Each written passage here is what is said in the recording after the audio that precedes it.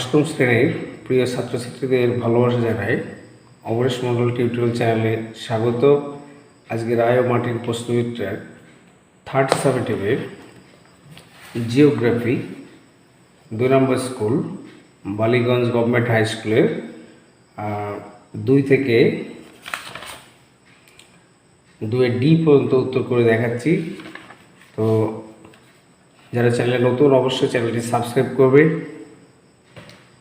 এবং এই ভিডিওর ডেসক্রিপশন বক্সে দেখবে প্লে লিস্ট থাকবে, সেখান থেকে 1 নম্বর স্কুলের উত্তর তোমরা দেখে নিতে পারবে।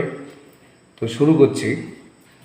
1 নম্বর স্কুল 2-এর 1 সঠিক উত্তর, শিয়াল ও সীমা স্তরের মধ্যে রয়েছে কোনটি? কনরাড, মোহরো, ভিসিক, লেমন, বিচিত্রিকা। তাহলে এটি উত্তর হবে কনরাড, এরটা হবে কনরাড।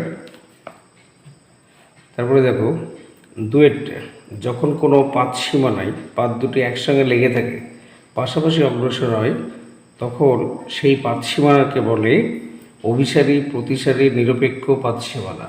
এটি উত্তর হবে সিএরটি, নিরপেক্ষ পাত সীমানা। বজ্রপাত সহ প্রবল ঝড় বৃষ্টি হয় সিরাস কিউমুলোনিম্বাস, সিরো কিউমুলাস মেঘের থেকে।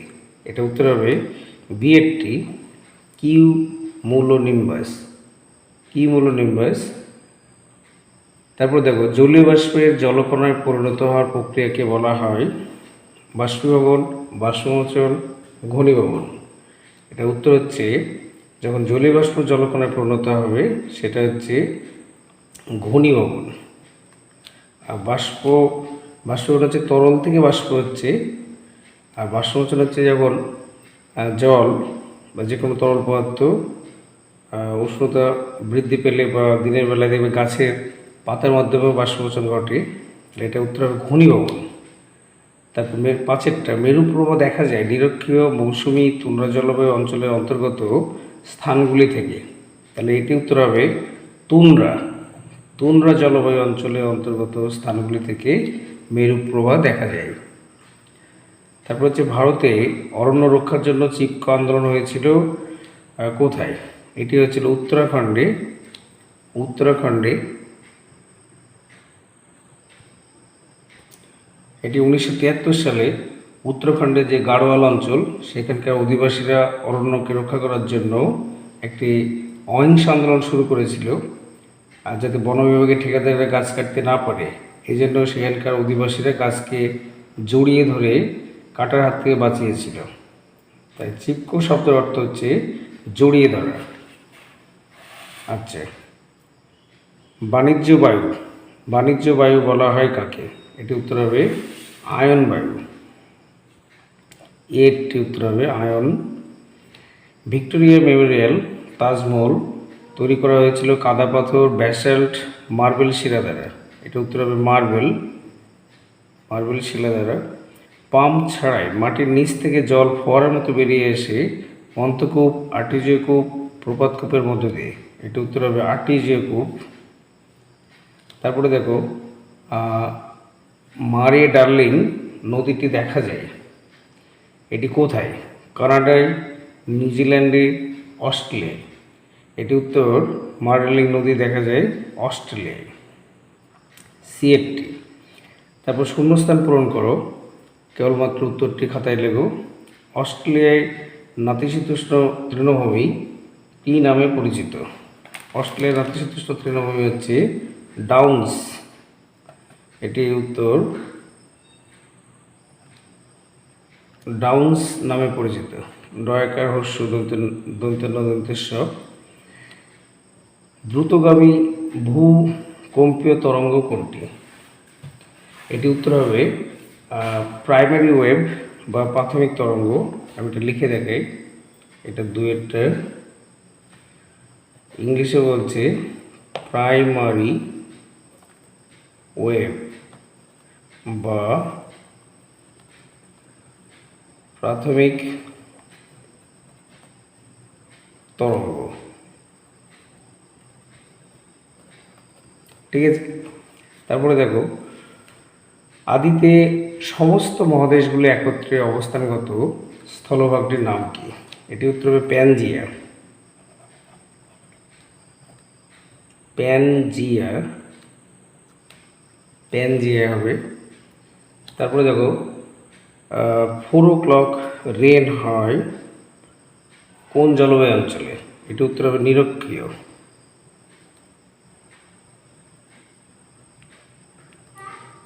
নিরক্ষীয় জলবায়ু অঞ্চলে 4 o'clock রেন হয়।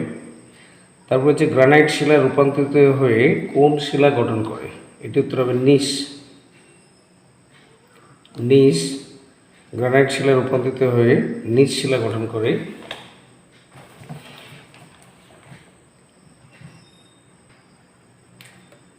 তারপরে দেখো নিচের বাক্যগুলির থেকে যেটি সঠিক তাকে ঠিক এবং ভুলটিকে ভুল লেখো।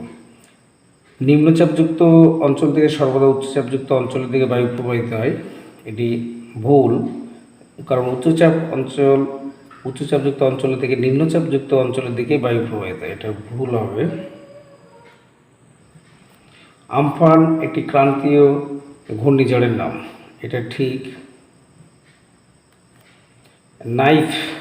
নাইফ স্তর বলা হয় কেন্দ্রমণ্ডলকে, এটাও ঠিক।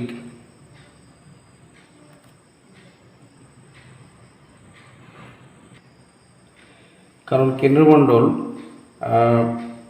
এটি 3500 কিলোমিটার পর্যন্ত গভীর, অত্যন্ত ভারী নিকেল এবং লোহা এফি দিয়ে তৈরি হয় বলে একে NiFe বলা হয়। NI মানে নিকেল আর Fe হচ্ছে আয়রন বা লোহা, তাই এটা সঠিক হবে। তারপরে দেখো ভূ অভ্যন্তরীণ পাতগুলি শিলামণ্ডলের উপর ভাসমান অবস্থায় রয়েছে, এটিও ঠিক। গ্রেট ব্যারিয়ার একটি প্রবাল প্রাচীর, এটিও ঠিক। পরের কোশ্চেন, 2-1 শব্দে উত্তর দাও। মোহ স্কেলের কাঠিন্যতা অনুযায়ী কোন খনিজের কাঠিন্য সবচেয়ে কম? এটি উত্তর হবে ট্যাল্ক। এর খুবই কম, এর মান হচ্ছে কাঠিন্যতা 1। এটা মনে রাখবে, সব থেকে বেশি হচ্ছে হিরের হচ্ছে 10, আর সব থেকে কম হচ্ছে ট্যাল্ক, যার মান হচ্ছে 1। কোন ধরনের বৃষ্টিপাতে বৃষ্টির ছায়া অঞ্চল গঠিত হয়? এটি উত্তর হবে শৈলক্ষেপ।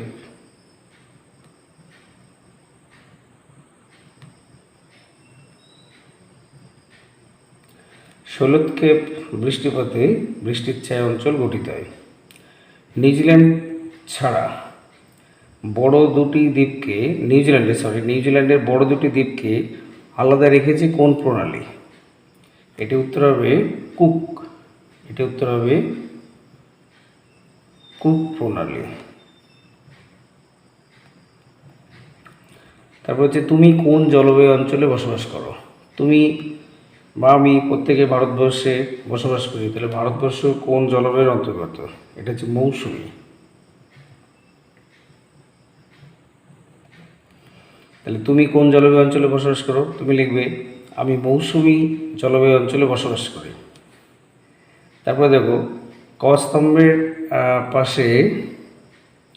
খস্তম্ভের সঠিক দাগ নম্বরটি মিলিয়ে লেখো। তাই এটা উত্তর হচ্ছে প্রথম হচ্ছে যে ম্যাগমা।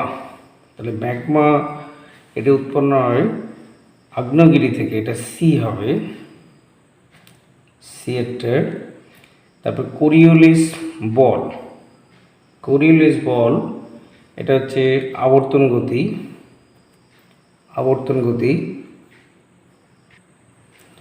কোরিওলিস বল বলতে পৃথিবীর আবর্তন বা ঘূর্ণন গতির কারণে পৃথিবী পৃষ্ঠস্থ যে কোনো স্বচ্ছন্দ গতিশীল বস্তুর উপর এক ধরনের বল কাজ করে, যা বস্তুগুলোর দিক বিক্ষেপ বা পরিবর্তন ঘটায়। এই বলই হচ্ছে কোরিওলিস বল। তাহলে এটা উত্তর হচ্ছে কোরিওলিস বল হচ্ছে আবর্তন গতি। নগরায়ন, যত নগরায়ন হবে তত ভূগর্ভের জলস্তর হ্রাস পাবে, তাহলে এটা হচ্ছে এটা এ। শীতকালীন বৃষ্টিপাত কোথায় হয়? শীতকালীন বৃষ্টিপাত হচ্ছে ভূমধ্যসাগরীয় জলবায়ু অঞ্চলে, এটা বি। ভূমধ্যসাগরীয় জলবায়ু অঞ্চলে শীতকালীন বৃষ্টিপাত হয়। আর মহী সঞ্চরণ হচ্ছে অ্যালফ্রেড ওয়েগনার বা আলফ্রেড ওয়েগনার, এটা ডিএডটা হবে।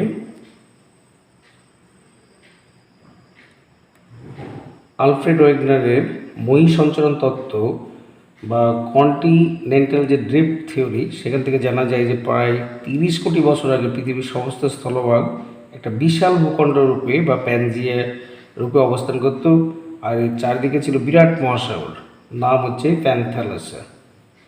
ঠিক আছে, তাহলে এটি মই সঞ্চরণ হচ্ছে আলফ্রেড ওয়েগনার। তো ঠিক আছে, ভিডিওটি ভালো লাগলে অবশ্যই লাইক করবে, যাতে মোটিভেশন পায় আরও সুন্দর সুন্দর জিওগ্রাফি বা ফিজিক্যাল সায়েন্স বা হিস্ট্রিতে ভিডিও আপলোড করার। এবং যারা চ্যানেল নতুন, অবশ্যই চ্যানেলটি সাবস্ক্রাইব করবে। সকলে ভালো থেকো, থ্যাংক ইউ।